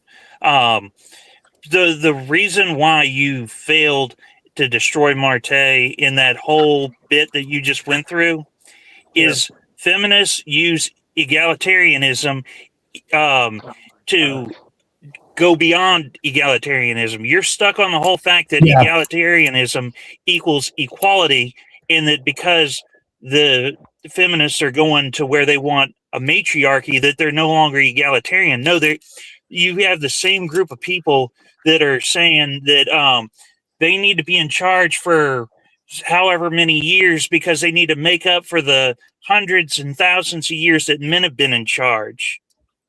There's no end to it. They just want power in perpetuity under the claim that they're trying to make it equal, and that's how egalitarianism and feminism are intertwined. And yes, those two terms are synonymous. How can they be intertwined and not be synonymous? Yeah, because if you look at what Marte pointed up, the fact that they're intertwined is in their belief that they have to destroy the patriarchy. One wants to institute a egalitarian system, and the other wants to institute a matriarchal system. Well, so you have to. But are you guys really that dense that you guys are pointing to the fact that they both believe in overthrowing the current system? Right. So let me. You're stuck on the strict definition of egalitarianism equals equal means equal. But here's the thing, though: you have to get there in order for you to get to supremacy. But in order for you to get to supremacy, you have to pass through egalitarianism to do this. That's the thing that destroys your whole argument. There's no way that you can be supreme over people unless you get through egalitarianism to do so. That's not even true, Marte, because egalitarianism is about a system of equalness and rights and opportunity. But you don't need that to necessarily switch the paradigm. You can go from a patriarchal system. You do. Because you do. Because if you don't have power, you need to rise your station up to where you're equal, to where you can get a footing to become on top. Okay, To but do you surpass- You don't get to go from being bottom do you guys to understand top that without equal passing military through force equal. is not egalitarianism, right? Yeah, there's You no wouldn't way. say- Bennett's right about that. Wait, you wouldn't say Russia and China, let's assume they have the equal military force, right? In terms of power. You wouldn't say, oh, they're egalitarianists because their militaries are the same at the same power. Or you would say that? No, there's some That's type not how of, that term works. yeah, that's not Exactly, what you're that's my doing point. is you're using it incorrectly. You're using it incorrectly. That's my whole point. Being No, we're not equal using and it incorrectly. equality are not like just because you have two of these things and two of those things doesn't mean you have that it's equality or whatever, like in the sense that you're saying. Like I know. Here, let me help you out because you're saying that the power has to be equal at some point for one to overtake the other, and that's not what egalitarianism Oh no, is. I didn't say It's equal. the I mean it has to pass opportunity. through. Like it has to surpass egalitarianism. There has to be a threshold. If you don't have a fence, you don't understand why that fence is up to begin with. That's what feminism has tried to do. It tried to destroy that boundary to where it's like, oh, what egalitarianism? That's what you're doing right now. But there's a reason why that fence was up and that barrier, why men provided that barrier up from the beginning. Feminism seeks to eliminate this to where we don't know what a threshold is anymore, to where now they're superior to men at some point. That's the whole Okay. point Ben on. is making too. Here's a good example, and I hope and I'm praying here that you guys actually think about this and kind of pick it up here because before men could only vote, right? Before No, the Men 19th. couldn't even vote. There were 10 years before even men couldn't vote. Marte, let's be good faith here, okay? I know. No, that is good faith. It's true. It is Okay, true. I didn't say all men. I said only men. I didn't say all men. I said only men, right? Can we acknowledge that only men can vote and women weren't allowed to vote at one time? That can be true. That could be true, but women had to meet men at egalitarianism before they actually passed all this. Yeah. Okay, that can be true. Like we don't know history now. Like what's going on? So you don't know that women couldn't vote at a particular point in time in the United States? Now, what's your point though? Okay, thank you. So here's the thing, but you're so bad faith. You can't even get through the first obvious factual point here, man. So look, okay, men at one point in time, only men can vote. Not all men, only Right. men can vote. Yeah. Okay. Yeah, I'll agree. Yeah. Not all men, but Okay. only men. Yeah. Okay, thank you. So eventually women were allowed to vote. But one of the responsibilities for voting is that you had to work in your local fire department for public service, and you also had to enlist in the draft. Okay, women got the right. Okay, right. So we're talking about egalitarianism, a system of rights and opportunities. Got the right to vote without the sameness that men, the burdens and responsibilities tied to those rights, came with. So that's an example of how women got the benefits. No. Women. No. What you're saying, you're making an absolute claim because they weren't exactly the same. That's not egalitarianism. That's still a move towards egalitarianism. My definition of feminism is the move towards egalitarianism while destroying patriarchal structures. How am I wrong? Oh, That's still Marte, a you move know towards that's not egalitarianism. Women can vote. It's a move. How is that not a move towards egalitarianism? So How is here's it not a what. move towards it? So if men don't register for the draft, they don't get financial aid. Women get financial aid without having to register for the draft. Right. All you pointed to is that women will abandon traditional roles while expecting men to do this. That's a move towards egalitarianism. They want to have their cake and eat it too. That's a privilege. That's not sameness. No, They're not. not If it a was true privilege. egalitarianism, they would say, "Hey, men shouldn't be forced to enroll in the draft to get financial aid," or they would say, "Hey, women should be forced because men are forced." That would be an egalitarian stance. They're not saying that. Their position is, No. It's a move towards egalitarianism because what they want to do, because they'll even tell you this. They'll say, well, what's feminism? We want to be equal, but they're lying to you. They will lie to you within the same side of your mouth. They're saying, we want to be equal. They want supremacy. But how do they want supremacy? They're going to tell you they want equality. That's how they're going to fight for supremacy. So egalitarianism is still going to be woven in feminism no matter what, because they'll all tell you this. Even the radicals will tell you the same thing. Radical feminists will tell you, oh, we just want equality. But how do you get there? You have to pass through equality. In like women don't have to vote, have to sign up for the draft, right? They don't have to do this. Women overwhelmingly will not do this, but they'll tell you to be good faith. We want equality. That's all we want. But that's how the subversion happens. Yes, Marte, I'm not disagreeing with you here. Hold on, I got to plug in my phone before it dies. Can you hear me still? Okay, yeah, it looks like I'm still on. So, Marte, I'm not disagreeing with you, but what I'm saying is that your whole claim, and the reason I brought up that analogy. Am I backstage or? No, you're here. Marte. You're here. The reason I brought up that analogy is to show, because here we're talking about a opportunity, right? A right that the system allows for, which is financial aid, which theoretically, assuming college is actually, does what it's supposed to do, people could use that to get a degree, get knowledge, and then advance their career and occupation. So that's an opportunity. But it's not the same for both men and women. Men have an obligation tied to that. Women don't. So that's not equal. That's not sameness. So the reason. Yeah, go ahead. He brings up a good point. He says women want equality, but they are fighting for it while not wanting to give up their societal privileges. How is he even wrong? They don't want equality. That's my whole premise. There's extreme feminists that don't want equality. Tell you this. That's how they commercially try to sell you this. How have we bought it? The only reason why men accepted feminism, even the greatest simps, are be like, oh, they just want to be equal. That's the subversion. They'll present the great lie, and we'll buy the lie of equality. But here's the thing, though. They want to say that they want equality, but they don't want any of the responsibilities that come with this. But they're at the bare minimum, this is what's presented by all feminists, equality. They all are talking about egalitarianism no matter what at some point. Yeah, no. Marte, here's the thing. I want to apologize, too, because I kept interrupting you, so I do apologize. No, it's all good. I deal with worse people. Like I'm not tripping on that. I know, but I don't want to be rude. It's your platform, so I want to be respectful. Bro, I debated against you and Minar in a debate. Like trust me, I've had it way worse. Bro, it's Minar, bro, and you, bro. Come on, man. Like a little interrupting doesn't bother me too much. I don't care. Okay, cool. The only thing I want to say, Marte, is that your claim was that you have to get to a system of egalitarianism for a party that wants supremacy to actually take control. Therefore, you can't distinguish between the two groups as one advocating for supremacy and the other advocating for egalitarianism. I'm saying that's not true. Look up the Schnazi party with the mustache man in Germany.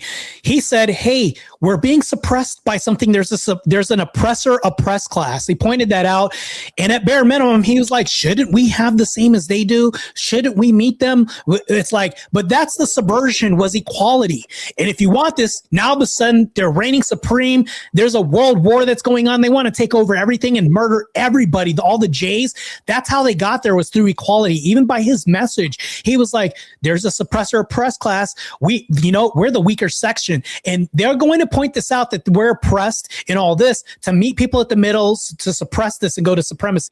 Feminism does this. Feminism will do this in mass. Feminism does do that, but the problem is there's... Hey, King Adam, good to see you, man. Good to see you, man.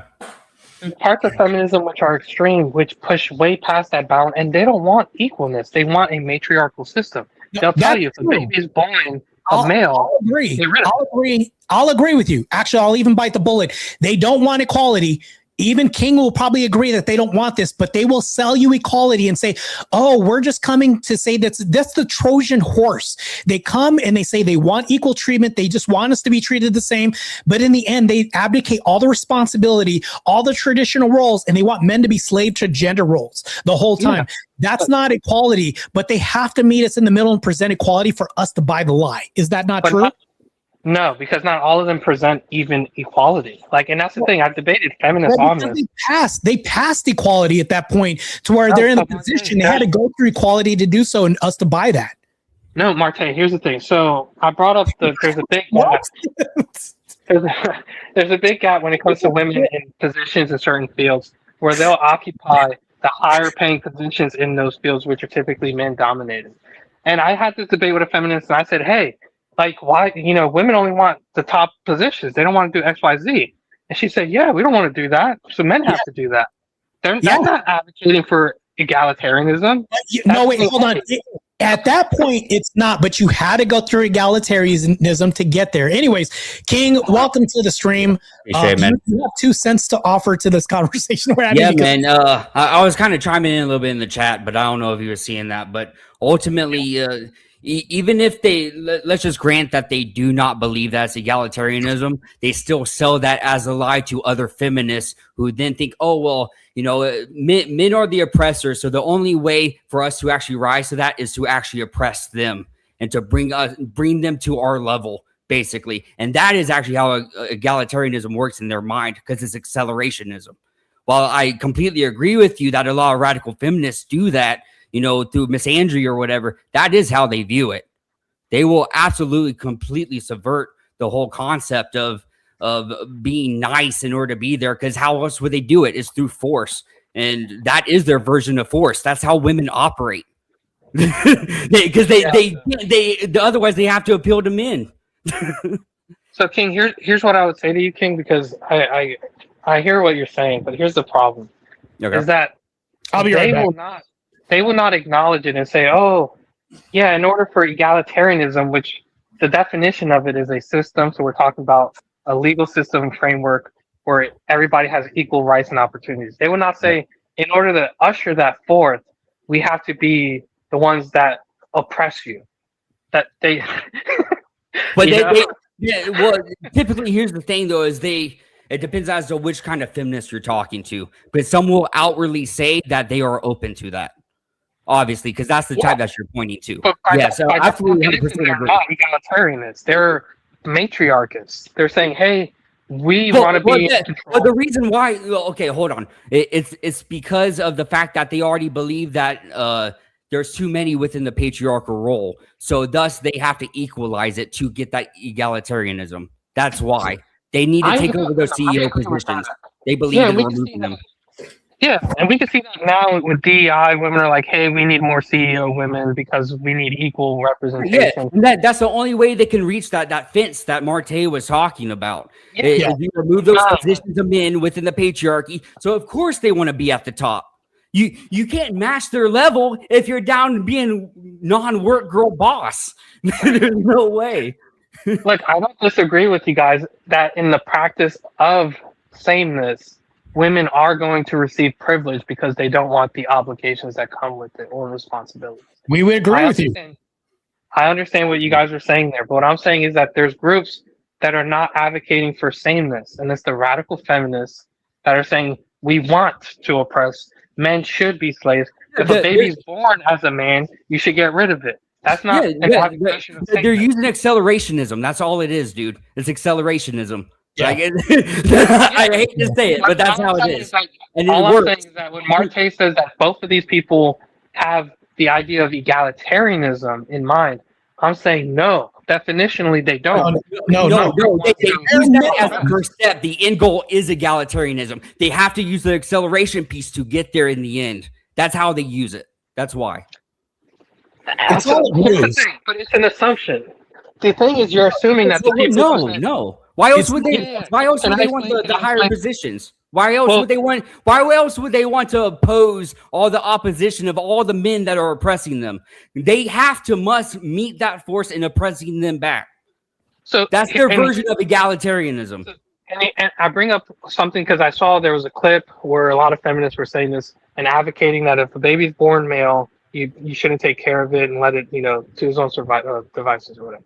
That's a very famous. Radical feminist position. Yeah. Okay. There are overcorrections that happen all the time. Yeah. But here's the thing: you're saying, well, they're accelerationists because basically they want to, oppress men And the idea, by saying they're accelerationists and that their end result is egalitarianism, basically Yes. your position is, basically your position is, oh yeah, no, that if a baby's born a male, they want to get rid of it. What you Only have to until wait, let me just finish this up. Only Go until they deem that now the system is equal, and therefore they will revert that position. My position is no, that they hold that position. They don't care when men and women are equal. They're still going to hold that position past that point in time. Yes, but okay, let me give the rebuttal. Do you not believe that within their radical ideology and framework that men are the oppressors? Yes. Yes. Both of Okay. Do they always claim that men are always assaulting them? So that's fourth wave feminism. Yeah, I agree. Yeah. and yes, exactly. That's kind of what I'm going to, because that's where the true radicalism is being shown for that. So what they're doing is they believe in countering how men are oppressing through assault. I don't want to get into TOS, but I imagine you understand what I'm trying to get at here. But that is their version of getting back at men and removing men from that equation. They see that as the egalitarian step. Yeah, and that's the thing, is by definition it's not egalitarianism. So hold on. I literally just looked this up on the screen. Remember when we went through this whole diatribe and this whole scheme of trying to figure out, because I was good faith. This is good faith. If I'm looking up the definition, I said, which form of feminism doesn't have egalitarianism? You said radical feminism. I said, cool, let's look that up. Then it says, no, it doesn't. It doesn't like omit egalitarianism. And then when you said no, the most radical feminism. So then I typed in the most radical. And then right here on the screen, it says they're all intertwined no matter what. At its root, egalitarianism is the belief that all people, and it goes back to this. So I can't even find a definition of feminism that like omits egalitarianism. He's not here anymore. Yes. Like I literally looked up a definition where it's like, is there a definition of feminism that doesn't have egalitarianism? Even online, it doesn't describe anything like that exists. Yeah, and I mean, even too, it's like we're kind of giving this faith to where like what they believe in is actually accurate to begin with. I believe egalitarianism, first of all, doesn't make sense to be, in the end. I agree. It's shifting goalposts. So it's whatever they want to concoct in their head to begin with. Yeah, but there's a definition of egalitarianism, and it's basically an advocation of equal, same opportunities and rights. But Marte, I just want to talk about, because you keep bringing up that point, right? About the search you did, and basically how it says they're intertwined because they both want to overthrow the patriarchy. I agree. But that's like saying they're intertwined because they're both human. Yes, there's a similarity. There's a similarity between the both of them. You made a claim. You said there's no such thing as feminism without egalitarianism, but nowhere online can I find a definition where this exists. Because Marte, here's the reason. Bro, come on, man. Because one of the premises of egalitarianism is also the overthrow of the patriarchy, because they want equal. That can be a part of it, yes, but there's no definition. Hold on, Marte, that's a foundational claim of egalitarianism, is overthrowing the patriarchy. That's why I keep saying it's intertwined with radical feminism. But there's no such thing. They also want to overthrow the patriarchy, but they want to install matriarchy. But my question is there such thing as feminism, that a form of feminism that doesn't have some form or egalitarianism in it, regardless? Is there way to be egalitarianism? Better, Marte. Is there any form of radical feminist or egalitarian person who doesn't wear clothes in public? Because I'm pretty sure they both wear clothes when they go out in public, right? What does that have to do with what I asked, though? Like, what? You're pointing to a similarity, and you're saying just because they hold a similar belief that you have to overthrow the patriarchy, that they're equivocal, and they're not. They probably both wear clothes when they go out in public. I'm not talking about equivocal. I'm saying, because you made the claim, you said there are forms of feminism that don't have egalitarianism in it, and I asked which one. Yes, radical feminism. If a woman says they ever want to, Google says you're wrong. ChatGPT says you're wrong. Every definition, Webster says you're wrong. Hold on, Marte. I genuinely want to ask you this question. Bro, understand? No. But look, do you not understand what I'm saying here? That they both want to overthrow the patriarchy, so they have that as a similarity. No, I agree that can be part and parcel with feminism. That's going to happen regardless. But I'm asking you a question. is there any form of this that doesn't have egalitarianism baked in the pie?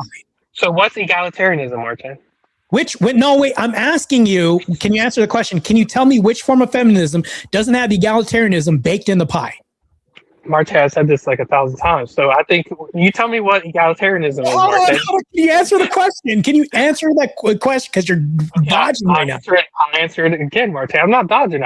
We're just going to go in circles. That's why I want to get past it. We're going in circles because you're not answering the question. Say radical feminism, and then you're going to say, well, they both want to overthrow the patriarchy. No. When you say radical feminism, that's your answer. Google says you're wrong. So you're saying that Google in Webster's is inaccurate. Why does Google say I'm wrong? Because they're using a historical lens from this and everything else. They're using all the references and resources from online. How is that wrong? Is it because they both hold a fundamental belief that you have to overthrow the patriarchy? So hold on. No. I asked you if there's a definition of feminism or a form of feminism without egalitarianism. You're still not answering that. Marte, I keep telling you. Radical feminism.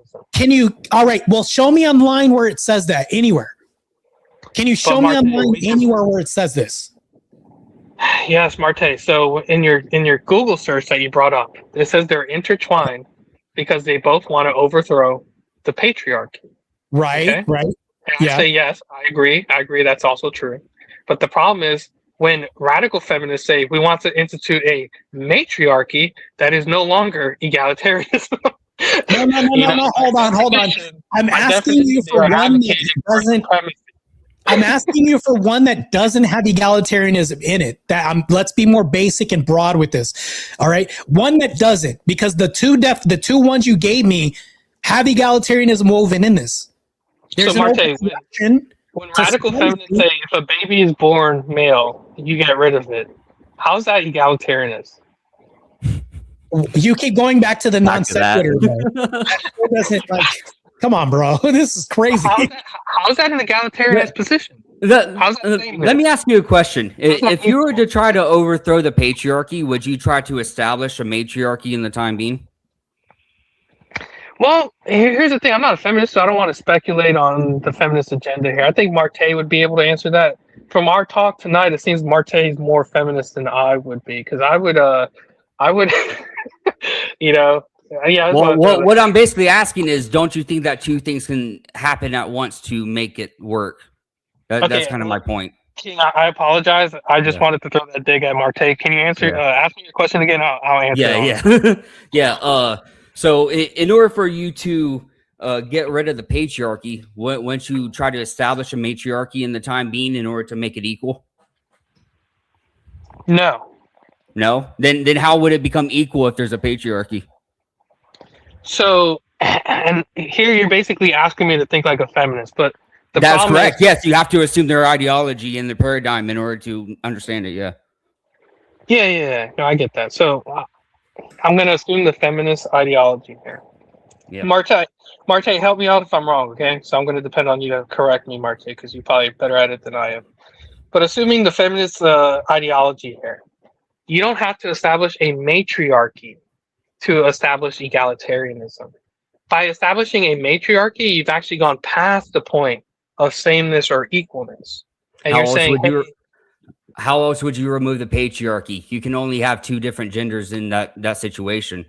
Yeah. So say for instance, if most companies, let's just say 90% of companies are patriarchal. Okay, let's just throw it out there, just random. How would they make it equal? They have to now establish some form of matriarchy to at least get it to 50%, like even to them. Correct? No, because I think you're using the term matriarch. Yeah, so I think there's an issue with the definition of the term. Then why else would they want to be CEOs and stuff? Yeah, no, I agree. So here's the thing: patriarchy is assuming the position of power, right? The ones in control, and matriarchy. So feminists, I've actually seen this in the corporate environment, and I like this issue a lot, which is why I call myself workademics and stuff. And I've seen women in positions of power advocate for what they consider 50-50 when it comes to women being represented in positions of power within the corporate landscape, right? But that's equalness. I've never seen any woman, and I would agree with you that I think in order to get there, basically women have to be privileged and benefit in a way that is not actually 50-50. So I would agree with that position. But they never actually advocate for saying, hey, since women were underrepresented, now we have to be represented more than 50%. Yeah, because They never openly say that. Because the whole idea is to push a stronger narrative. That's all it is, dude. I agree because it's not tolerable. Right? But here's the thing: there's women out there when it comes to radical feminism who will flat out tell you, "Yeah, if the baby's born a male, get rid of it." I've talked to them. Yeah. Yeah, I have too, and that's what I was saying. Those women, it's because in their paradigm, like I said, it's already warped to begin with. They believe that the only way to respond to men's abusiveness and power is to just get rid of the men, because then they can't abuse and power anymore. Exactly. But King, that's their version of egalitarianism. Look, King, we're in agreement that basically those radical feminists are not, by definition, then egalitarianists. They're matriarchies. No. Their end goal is still to reach egalitarianism in the end. It still is. Oh, how? If all men are gone, how would you get egalitarianism? They're not saying wipe out all men.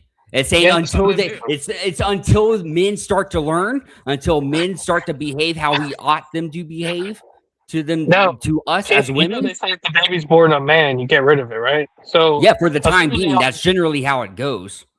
Yeah, so assuming that happens, wouldn't there be a great disparity in there'd be a lack of men for a certain generation? Yeah, there would be. But they see that as, what they see though is they see, say for instance, domestic abuse and stuff. They always claim we're I don't know about TOS for YouTube, but unaliving women within marriages and stuff, because it's always it's always the husband or whatever. So in that case, all they're doing is doing a 1-for-1 swap in their brain. That's all it is. But no, because a rational person knows there's a difference between. Well, they're not rational. They're not rational. I'm sorry to tell you that. They're not rational. Well, here's the thing. I think even the extreme form of feminism, the ones that are saying, hey, if you have a male baby, get rid of it, I think they wouldn't hold the cognitive dissonance to say that eradicating men when they're born is equal to men being the perpetrators of domestic violence. They would say, oh, it's good to eradicate men for X, Y, Z reason, but they wouldn't say it's the same, right? Egalitarianism is the same rights, opportunities. Yeah, but it's also 1-for-1, but they also see it as a 1-to-1 for life. Yeah, but my whole premise is that they do not want equalness. There's a faction of feminism that wants supremacy. Yeah. Okay? Yeah. Marte keeps telling me that they both have to pass through equalness at some point in time. Yes. And that's not even necessarily true, because if you have a complete paradigm shift, right? And let's say a whole bunch of simps, right? Say, hey, you know what? We're going to revolt. We're going to take over America, and we want to install women in all positions of power, and we want to help women enslave men. Okay? Yeah. If that happened, you wouldn't say, well, at some point throughout going from A to B or A to C, we hit B. It's like, no, that was a complete paradigm shift. There was no institution or system that was advocating for sameness. Basically, it went from, hey, men should be in control. Now we're going to enslave men. There was no transition to equality there. How long do you think paradigm shifts usually take to occur, though? Well, so here's the thing. If you go from a monarchy to a democracy, right, you wouldn't say, well, at some point in time, there was equality between the monarch and the democratic body in power, would you? Or would you say, no, those shifts happen instantly? As soon as the democracy breaks off, the revolution kicks off, and that party becomes in power, that's it. The monarchy has no more power. Right? Yeah, you wouldn't say, well, I mean, if you're creating a policy enactment, sure, yeah, it's not gradual. But if we're talking about societal change of it, well, we're just gathering all the simps. How long does it take to do all that? And then not only that too, you have to now also argue for the men who do create the laws and stuff. Look, I agree. I don't want to get lost in the sauce with the simps stuff. But let's look at the French Revolution, right? Let them eat cake. The French Revolution kicks off. They behead the king. They don't say, hey, we're in power now. So what we want to do is share equally with the king our power. Basically, Yeah. the system went from one where the king was the head authority, the power head, to the people becoming the power head. It didn't transfer or didn't translate into a state where they were both equal at one point in time, Right. and then the people overtook them. Right. Do you think all paradigm shifts are revolutions? Most of them, yeah. I mean, power's not given willingly. Our founding fathers knew that. Yeah, I mean, I completely disagree because a lot of paradigm shifts also take time to acquire for gradual change. That's usually like, I mean, even things like health and medicine, and not even in terms of just like enactments of policies and stuff. Yeah, no, shifts over time do occur, but a paradigm shift, I think, is where basically you're talking from like black and white. You know what I'm saying? Like it's a radical transition. Those are not something that happens gradually. I think Yeah. by definition, right? No, Paradigm I disagree, but I don't want to hog up all the time either. I do appreciate the talking. Let Marte get back to it. I think Marte's frozen. Yeah, he is frozen. You know, Marte's a feminist. I was surprised Marte's a feminist. I did not know that. Yeah. Yeah. Which wave do you think he is? Right. Hey, shit. No, that's crazy. Are you also Eastern Orthodox? No, but I do plan on going to liturgy soon, so that is Okay, something so- that I am inquiring into. Yeah, Okay, I've been tossing it around for probably about 2 years now. I'm just kind of taking my time, you know, diving into it, all that sorts of things. So, not rushing. Gotcha. Yeah. So, how do you feel about Pearl exposing the church? Honestly, I haven't even looked into it at all. I know Jim Bob talked about it for a little bit, but I wasn't able to watch the stream. I've been kind of busy, so I know nothing about it right now. So what did she actually do? That's a good question. So here's what Pearl did. Her mere presence alone at the church, right? And how people get upset and people are like, "Oh no, obey, it's be equal, 50-50." She said it wasn't as to the same degree in the church, but you still have women out there basically saying, "Oh no, 50-50, the husband, the woman doesn't have to obey, yada yada yada," or they'll define obey in a way to be feminist, right? They'll say, "Oh, obeying the woman obeying the husband is like the husband obeying Christ," and basically try to whitewash the word obey. Is what. So I'm not going to assume that they know who she is, but in today's society, whenever something happens and someone whips out a phone, you can assume that it's going on the internet. And I don't know what they did exactly, like who did what actions at what time, but wouldn't it stand to reason that a woman shows up and starts interacting with you and has her phone out, that you would automatically assume that they're trying to get a reaction to throw on the internet to make you look bad? Yeah, I would assume that.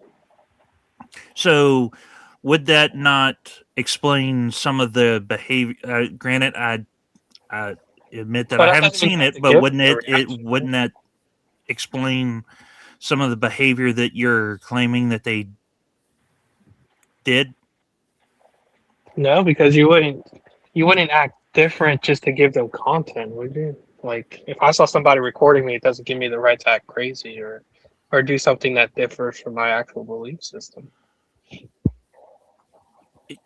You wouldn't tell them to get the hell out of there? Like, go away. We don't want you here.